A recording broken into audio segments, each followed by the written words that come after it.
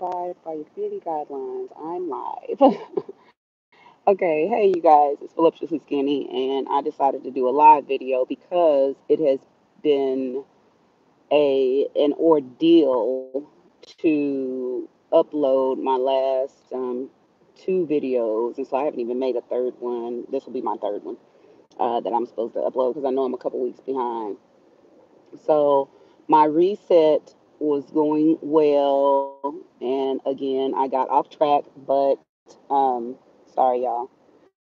Um, so anyway, my reset was going well, and then I got back off track a little bit. Excuse me, but getting back on again, man. And there's a bunch of lag in this, so I don't know if it's I don't know how you're receiving this. Hopefully, you're receiving it okay. But anyway, I wanted to give you guys an update. I'm doing okay. I'm actually kind of working with my therapist as far as my binge eating and my nutritionist. I'm working with her. I went to the nutritionist. Oh, and my weight is just fluctuating all over the place. In fact, the week that I was supposed to report on, I was like down. I think I was down from 168 to 158, and then the next week I was up 164, and this week I'm up to 170 or whatever. Um, yeah, and I'm retaining water really bad. And this morning when I went to the doctor, they took my blood pressure twice, and I have high blood pressure again. So anyway, that's just two readings. So I'm going to monitor it, and I talked to my primary care and to see if I needed to get in. But anyway, I've been retaining water since I left. Um, okay, what she want? Let me see. Oh, hey.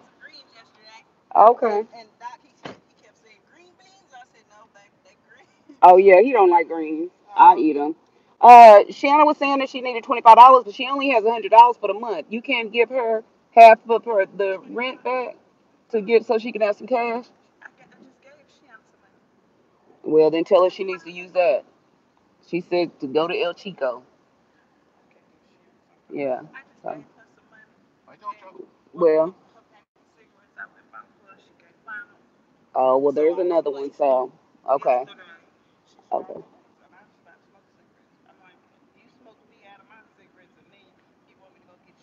yeah. Okay, well, thank you, girlie, for the greens. I appreciate it. So, sorry, guys. I'm doing a live video, but it's cool. It's okay.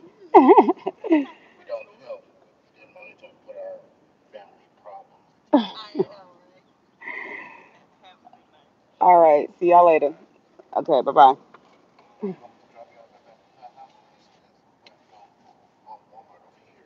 Uh, how long you gonna be? Cause I need to be in the Wasso at 5:30. So go ahead and go, and I can sit in the car and finish this video. So I'm so sorry, you guys. Um, anyway, I think what was I talking about? Oh, my blood pressure. So anyway, I don't even know where to start. Let me just start over completely. So sorry. Um, so y'all know I started over, did a reset, just to focus on a few items, and then to build on those items. They were getting 70 to 90 grams of protein, exercising 30 minutes a day, or getting 30 minutes of some type of activity a day, and then the other one was not to eat in my bedroom.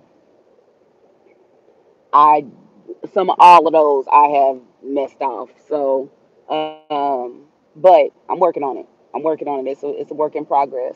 I did talk to my therapist and I met with my nutritionist and I explained to them that I was binge eating and I needed some help to get through this. And the other thing that was causing me some issue was the fact that Dion has been diagnosed with this binge eating disorder, and and I felt like I couldn't help him because I'm struggling with the same thing. So anyway, they are working through that. My nutritionist did a body um, analysis, and my body fat percentage has gone from 15 to a 19, but which a 19 is still good. still good. And she said that, so I was 8 pounds heavier than the last time I went to her. 5.5 pounds was fat, the other was muscle. So yeah, so I'm up 5.5 pounds in total fat. So what she told me to do, she told me to think back about what I'm missing, when I was eating and so forth and so on, at my best. So I was trying to think of some things, and she said, "Well, what time period do you feel like you were at your best?" And I told her the end of 2017, and she said, "It's funny you should say that because that was when you were at your lowest weight, and that was when you were at your best body fat percentage." So what she told me to do was just to go back and look at that period of time from when I was tracking, and to use that as a meal plan. So I'm going to use the My Fitness Pal from 2017 as my meal plan. So anyway, y'all, that's what's going on. Last Thursday, I took Dion to Atlanta, Georgia, and to do inpatient, and so I drove down there, just he and I, almost 12 hours to get there by Friday morning, and then turned right around after admitting him and drove back to Oklahoma for another 12 hours. So, needless to say, I'm still trying to catch up on my sleep. I am doing good as far as my running is, but I ran a marathon a week ago. So a full marathon and a half marathon on Saturday and a full marathon on Sunday. So I'm doing okay on that front. But the binge eating, yeah, we have to do family therapy sessions with this program, and they're done through like Skype since I'm not there. And they today she talked about some things. She was asking me some questions about what kind of triggered my hey skinny.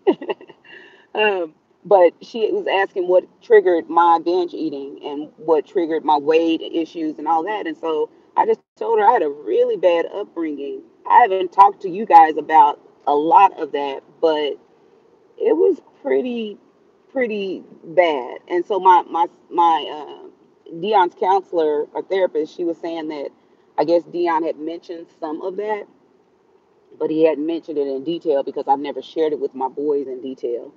Um, so wait a minute, Pooh. Um, so anyway, I may have shared it with at one point, but anyway, I'll share it now. So I don't know. I growing up, I had just a really poor upbringing. Not that other people haven't had it. Lived mostly with my grandma and my grandpa. My grandfather was an alcoholic, very abusive. I watched him beat my grandmother, beat his kids. Um, they whooped and beat us. When my mama was in, she was in and out of prison all my life. All my life. She had me when she was 14. I wasn't her first pregnancy. Her first pregnancy, I believe, was when she was 12, and she's had 4 live births. And um, I think she's been pregnant a total of like 7 or 8 times. I'm not sure, but anyway, it's been a huge issue. Pork right there, yeah. As far as what started me binge eating as a kid, um, and as an adult. I think trying to suppress some of that and control, having some type of control, and not really um, wanting to have control over my life, but not okay. Yeah, please leave it on. So it's cool. Um, but wanting to have control of my life, and I did. I controlled my life, like every aspect of it, to the point where I dealt with OCD, and not only binge eating, but OCD, and I mean bad OCD. It was very uncomfortable to be in my house. It was very uncomfortable if somebody wanted to come and stay with me. My sisters wanted to come stay with me. It was very uncomfortable because everything had to have its place. And and then the other thing, the one thing that I couldn't control was my eating. Was my eating. Thank you. My eating was just out of control, y'all. I would come home on a Friday evening. Um, well, let me say this: I'd get off of work. I'd go to Walmart. I'd go to, I don't know, wherever, and I would get a gallon of ice cream. I'd get family bags of chips. I'd get dip. I would get donuts, and I had to have the chocolate donuts and the white donuts. Um, I would get uh, flavored popcorn. If I wanted popcorn, I'd have popcorn. Um, I might order pizza, and I would literally eat myself coma, into a coma. Um, just bad binge eating. And I never even thought about it being a binge eating disorder um, until Dion was diagnosed. And then once Dion was diagnosed, then it started to hit me like, did he learn these behaviors from me? And so his therapist today was asking me if I felt some guilt towards it, and I said I really do because I'm just wondering, have I started my child on this bad track? And she said that, well, my nutritionist, I told her the same thing. And my nutritionist told me to not feel bad about that because the one thing when kids are having some issues with depression and anxiety, she said that kids more than anything tend to turn to food, which is what I did as a kid. I mean, I wanted to wait till my son got out of the car, but we were molested, we were sexually abused, I mean, you name it happened. We were left alone um, for days with no food. We would have, I told people I would be so hungry back in the day when I was growing up that sleep was the next best thing. Hey, Jackie. Um, yeah, but I would be so hungry that sleep was the next best thing. I didn't want to, we didn't have any food. So we would just go to sleep. But all of this stuff is starting to kind of rear its head, and it's getting me. So she was asking me, Dion's therapist was asking me, she said, well, you're talking so candidly about, your eating disorder and about your past, and she was asking me if I'd ever gone through any trauma therapy to kind of work through that, and I told her no because I had never even really talked about this up until just recently, and it was only because I felt like I needed to speak up, be healed, or work on my healing so that I could help Dion. So yes, girl, it's yeah, it was rough. So um anyway, that's where I am right now, and I wanted to kind of fill y'all in and just kind of talk and release some stuff. People just tell me all the time, you need to write a book, you need to write a book. um yes, okay, yeah. I plan on, I have an appointment with my therapist on tomorrow, and so I'm planning on talking to her a bit more about it because it's something serious that we don't all that some of us haven't all dealt with. And one of the things that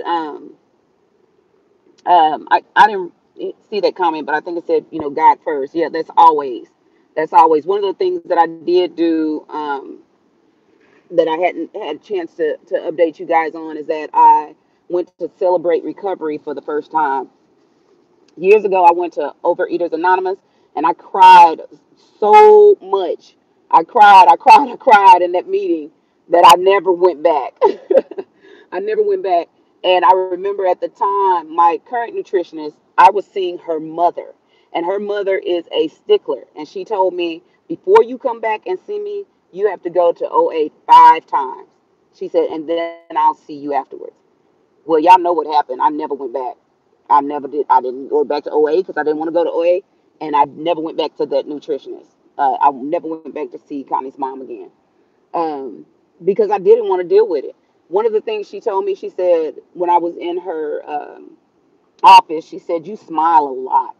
She said you smile a lot, and she said and you smile a lot because you're trying to um, mask the fact that you want to cry and you want to release some stuff.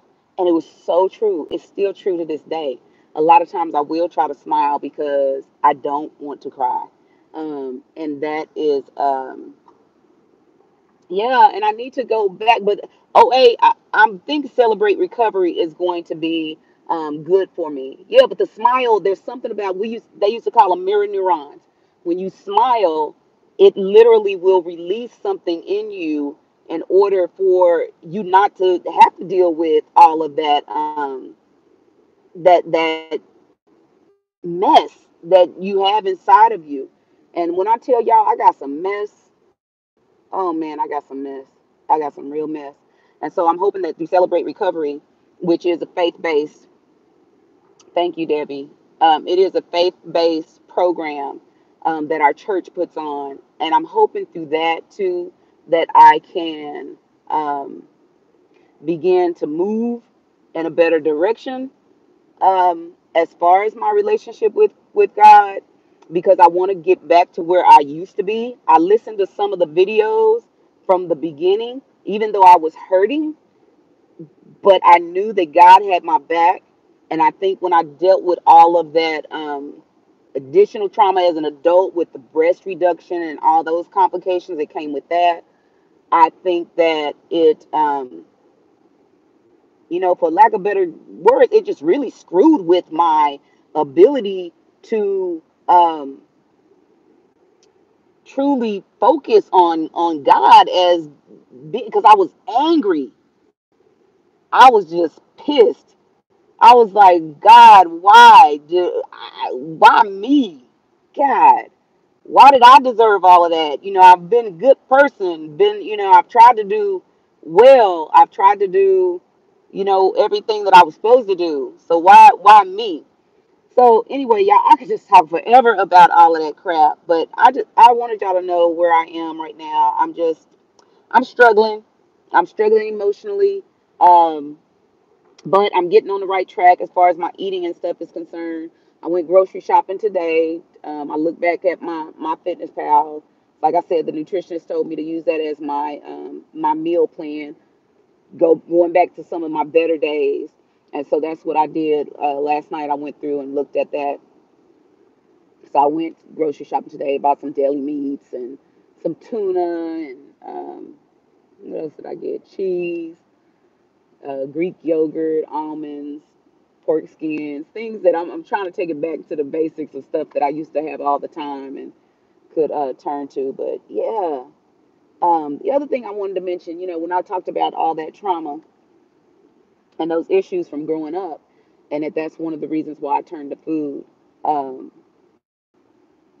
and binging to kind of suppress that because it truly does. I mean, when I tell you it is like a drug, I told I told my therapist last week or 2 weeks ago, y'all, I went to McDonald's and I've been buying these chocolate chip cookies.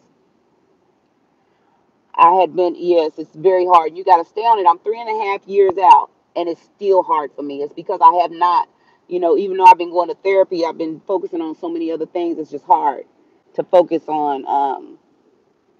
I haven't been focusing on myself totally, is what it is. But I went to McDonald's and I got these chocolate chip cookies. And if y'all had these chocolate chip cookies, y'all know they at the bomb. I ain't even gonna lie. They're good. And what I'm finding is that I'm a texture person.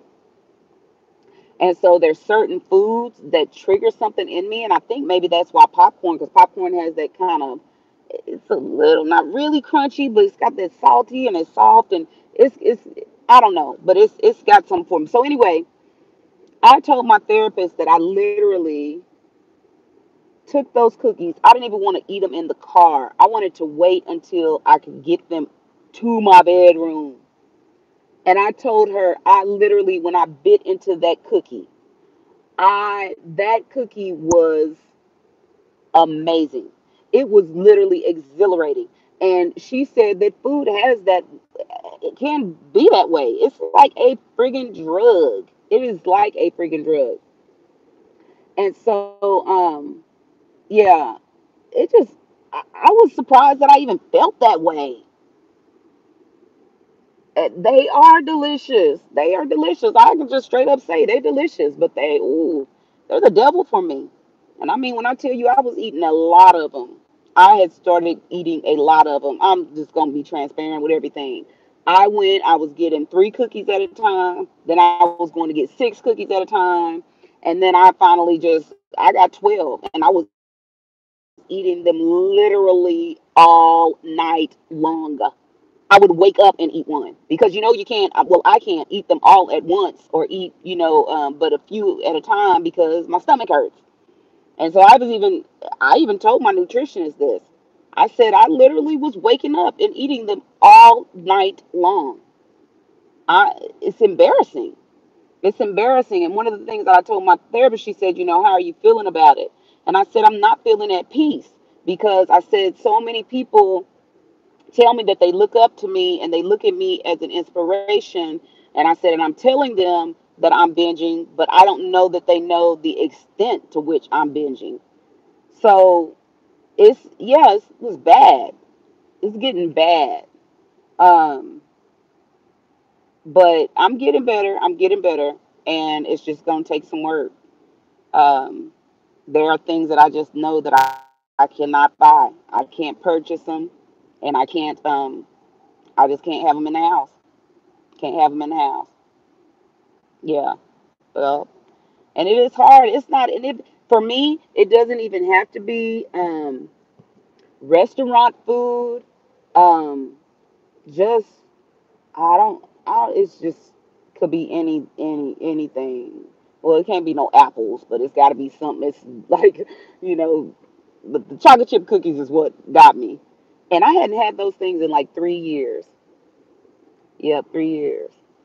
In fact, um, I think this is Paco. She said her eyes are bigger than her stomach. My On Saturday, I ran the color run. Got to the restaurant. We always go and eat after the color run. My girlfriends and I got to the restaurant, and I usually get a kid's meal because I know that I can't eat very much. And literally, I don't know why I ordered like their 3 by 3 by 3. Y'all, this is three pancakes as big as my head. Okay, so this is a Cool Whip container. They're twice the size of this, twice the size of that, and I ordered 3 of those. What was I gonna do with those? 3 pieces of meat, 3 eggs, and a container full of hash browns. I ordered all that like I was gonna eat it. And my friend was looking at me and she was like, "Why did you order all that food?" And I was like, "I don't know." I said, "Maybe it's because, you know, the other thing, I was used to Dion being with me, and I don't know if I was like doing it in solidarity, like, because we usually I'd order this stuff and then we would share it.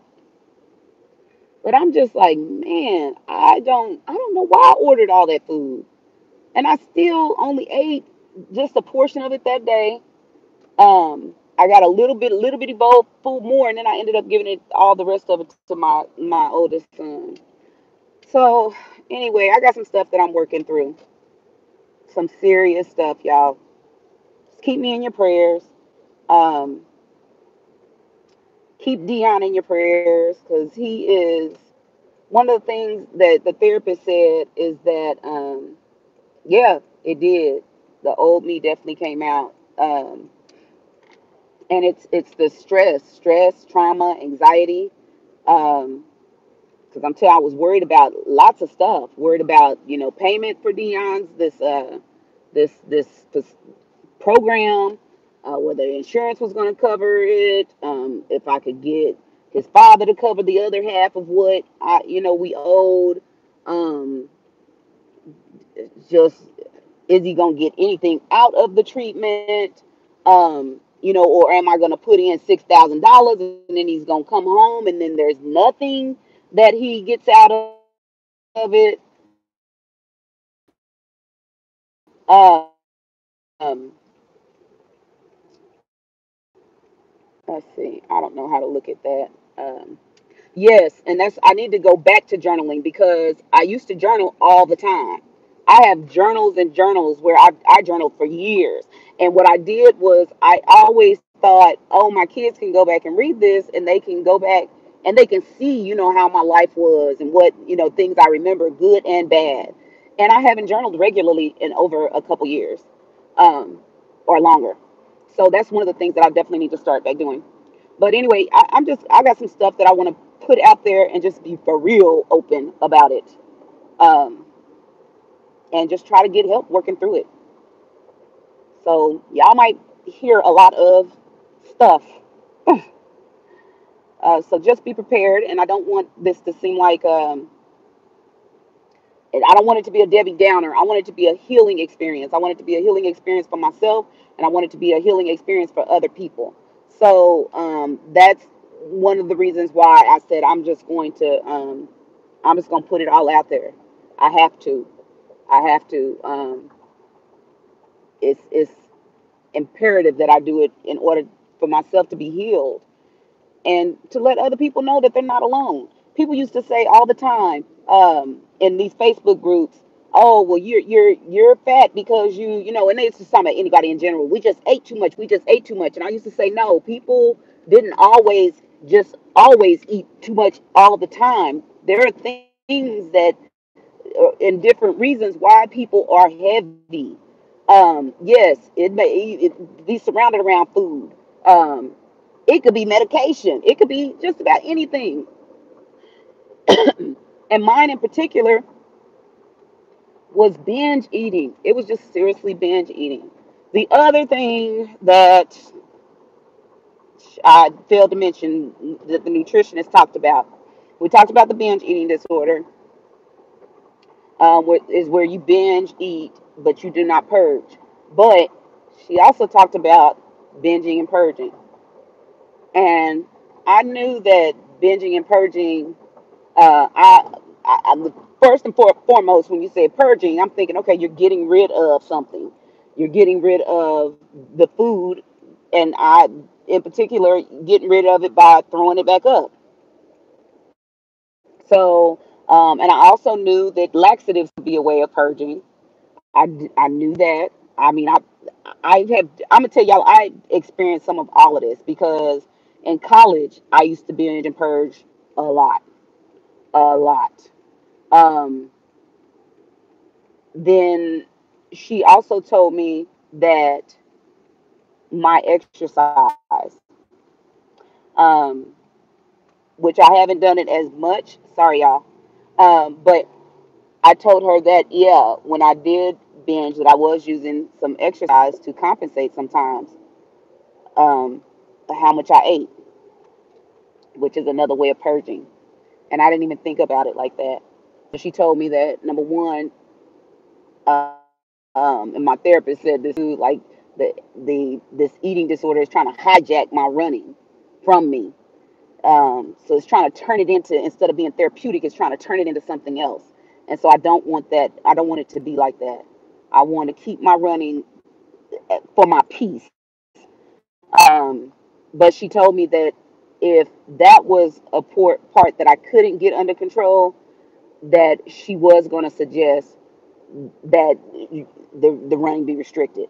And I'm like, I don't want the running restricted, and I don't want it to be. I want it to be my peace still. So that's what I'm doing. I even took some days where I did not run at all. Um, not, I don't think it was really purposeful for that. Some of it was that, but some of it was just I was getting a little down in the dumps, and I just didn't go run. Um, my back has been hurting me. I mean, it's just been a little bit of everything, a little bit of everything, But that's life, right? Don't we all go through? So, anyway, I've said a lot. I've said a whole lot, and then hopefully, some of you can go back and look at this video and um, catch up with everything. But I am going to get off of here because I'm getting ready to go to the bariatric support group meeting, and that's enough food. And try to get some support and give some support as well. So, um, yeah, that lighting is horrible. Open it back up because I'm going to leave. Yeah. So anyway, y'all, yeah, I love my bariatric group. I love the support groups. Doc, put this in the refrigerator, please. Put that in the refrigerator for me, please. So that is what I am going to go do, and because I also use that as volunteer time for my for medical school. And I don't even know if I haven't even been able to fill y'all in on that either, because that's been another stressor, huge stressor. Um, what happened? I was out running Sunday morning a couple weeks ago, and decided to listen to this little song. Oh, I got it. Oh, okay. Listen to that little small voice in your head. Um, I didn't want to be late for church, so I kept saying, "No, I can't run this far. I can't run this far." But I kept running, and I ended up doing like 3 miles. I'm gonna set that right there, y'all, so I can keep talking a little bit. Ended up running about 3 miles, and no, what did I say? 3 miles. I ended up running like 11 miles that day. But let me tell you what happened. So I ended up running all of that. But as I turned around, I was following. I decided I was gonna follow this lady, and I was gonna run until I passed her, and then I was gonna turn around and then come on back to get ready for church. Well, I kept running, and it didn't stop until the lady actually stopped. Well, I didn't pass her until the lady actually stopped running. So I ended up saying, okay, well, and she went a different route that I had never even been before. So I ended up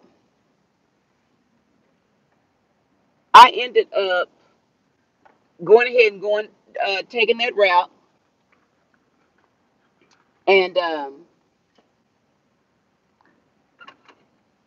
went ahead and took that route, and as I turned back around, the I see the surgeon that was, my surgeon, but that the one that was in the interview on the interview panel, and I, say her name, and she stops, and she's like, "Hey, Kanita," and I said, "Hey," I said, "How are you doing?" And she said she's doing good. First thing she's like, "Did you get in the medical school?" And I said, "No." I said, "They waitlisted me," and she was like, "What?" Like she was totally surprised because, like I said, she's on the admissions committee. And she said, okay. She said, well, first of all, don't get discouraged. She said, it's super early still. She said, but also, she said, I spoke on your behalf. And she said, they loved you. They said you interviewed so well and that they thought that you would be a perfect fit for the school. So that was wonderful to hear. And that gave me a little bit of relief.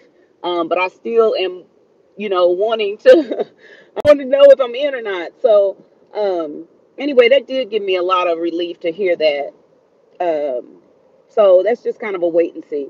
But anyway, since I'm driving, I'm gonna get off of here, and I will keep y'all filled in another time. Okay. Talk to y'all later. Peace out, babies. Y'all keep praying for me. I'm gonna keep praying for y'all. We'll keep battling these demons and battling whatever together. Okay. So y'all pray for my baby too. And like I said, he's in Atlanta. He's requesting boys coloring books, and what did he say? Send me some boys coloring books and some sports puzzles because he's the only boy there with 4 girls. So anyway, yeah. So we'll be sending him those things here soon. And I'll talk to y'all later. Peace out, babies. Mwah.